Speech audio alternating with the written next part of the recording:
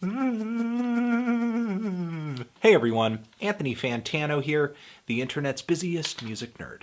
And it's time for a review of the new Santigold record, 99 Cents. Santigold is an American pop artist. This is her third full-length album right here, right on schedule, 4 years after her last full-length album, which was 4 years after her first full-length album. This singer, songwriter, multi-instrumentalist is back with her trademark, quirky, and eclectic collection of influences: post-punk, dance music, electronic music, hip-hop, new wave, reggae, and art pop. With this thing, you're essentially getting 12 tracks of pop music on the fringes. And it kicks off with the incredibly blissful I Can't Get Enough of Myself, which is a sunny self-love anthem with a sweet groove to it.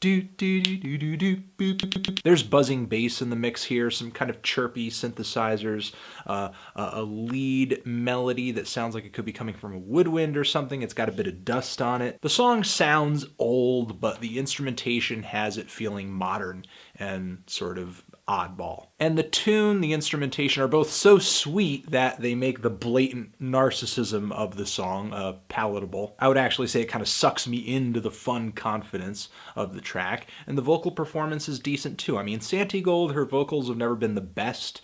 She's always made up for her lack of vocal chops with a lot of character and a lot of personality, and that's no different here. She chills things out a little bit on the next track, Big Boss, Big Time Business, where we're getting a bit of synth-led, spacious dancehall. It's kind of like listening to an MIA song fused with a weird obscurity from the Trojan Records singles collection. And the refrain on this track is really funny. I'm not sure if it was intentional or if I'm actually hearing this word, but sometimes it sounds like she's singing about how she has big balls on this track, you know, like, huh, guts. And I do think in some respects this is a ballsy record, especially on the track Banshee, which is one of the hardest hitting songs in the track list here. It sort of borders on this super saccharine vibe that a band like Passion Pit has going in their music, but it doesn't step so far in that direction that it turns me off. I love the bright, come on, come on, refrains that seem like they're being sung by dozens upon dozens of vocals,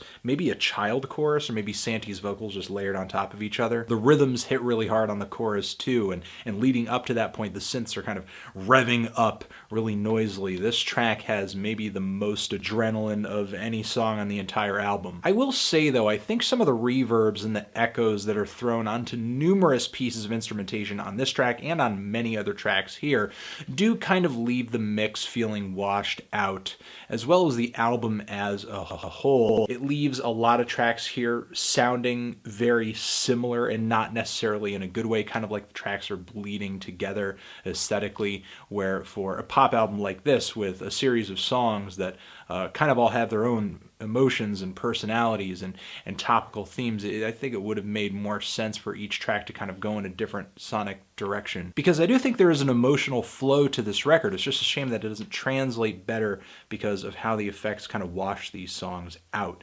Like on the next track here, Santigold changes gears once again into a lumbering beat and kind of a warped piano. The instrumental on Chasing Shadows, this is the track I'm talking about, reminds me of like Jay-Z's Hard Knock Life, but without the Annie sample. It's kind of breezy. I wish it was a little more in your face, but it's still a decent tune. After this, the album takes a few turns that I didn't really care for. Like on the song Before the Fire, this is one of the more moving and emotive ballads on the record, but the instrumental is just kind of very one track and not very dynamic or dramatic, and I don't think it really complements Santi's vocals very well. As she's trying to hit these emotional highs, the track is just kind of doing the same thing and not really following her lead per se. On the song, I feel like I'm listening to a trap fever ray as I hear some heavier beats, some twittering hi-hats, and Santigold on top with these weird chorus effects on her vocals that her voice is very quirky, and I think it takes those quirks and doubles them up in a way that does not sound too good. It becomes slightly obnoxious, and on the following track, Who Be Lovin' Me, I think the obvious Achilles heel of this track is I Love McConan.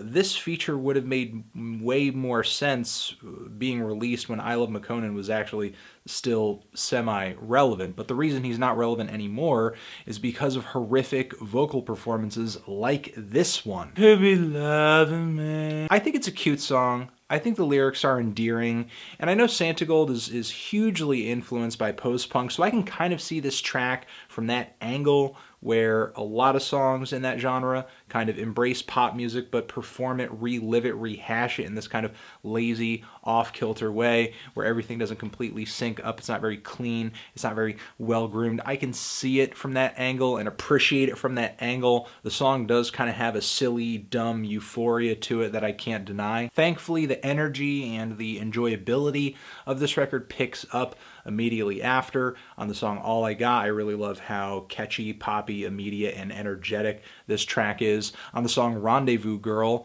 Santigold takes us back to the 80s. This track, I think, only could have been created with a time machine. It is just a driving, new wave fist pumper with a great drum beat, great groove, and some kind of shy synthesizer arpeggios that are simple, but they're effective. I like the very sinister Outside the War.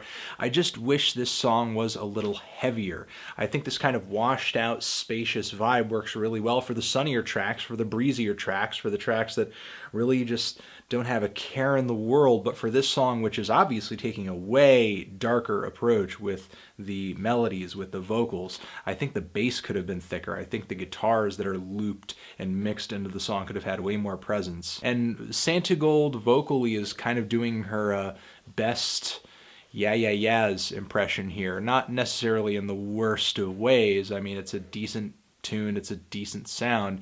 It's just one of the many moments on here where I think the production, if tweaked a bit, could have been way, way better. Thankfully, the ending of this record is strong. The song Who I Thought You Were is another track that kind of takes us back to that 80s pop, new wave pastiche. It's very well crafted, catchy, just instantaneous tune. Great lead melody, throbbing synthesizers on this thing, and kind of a message coming through in the lyrics, talking about people that you knew or that you thought you knew changing or just not living up to your expectations as you kind of move forward with them through life. Overall, I like this record. I think it's a fun record.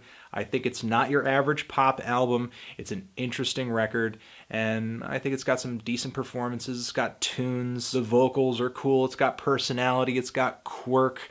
I wish it came a little bit later in the year because I think this would have been a decent summer record, especially given how bright and just in your face the cover is here. I was hoping for a pop record that displayed all of Santigold's just various influences, but was also just very upfront, not impersonal, not hidden away, not veiled in effects, just bam. And there are moments where you definitely get that Santigold, where I think this album has such great tracks and such sharp, simple ideas that it really pierces through that veil. Other tracks, unfortunately, do kind of succumb to the waves of echoes and effects and just drown in themselves. Thankfully, those songs are not a majority of the record. The majority of the record here I thought was really good, and if you're looking for a pop record that is just a little left field and is going to do something a little weird, a little crazy, kind of playful, then give this thing a listen. I'm feeling a strong 6 to a light 7 on this LP. Tran. Position! Have you given this album a listen? Did you love it? Did you hate it? What would you rate it? You're the best, you're the best. What should I review next? Hit that like if you like Santigold. Album good. Thanks for watching. Forever.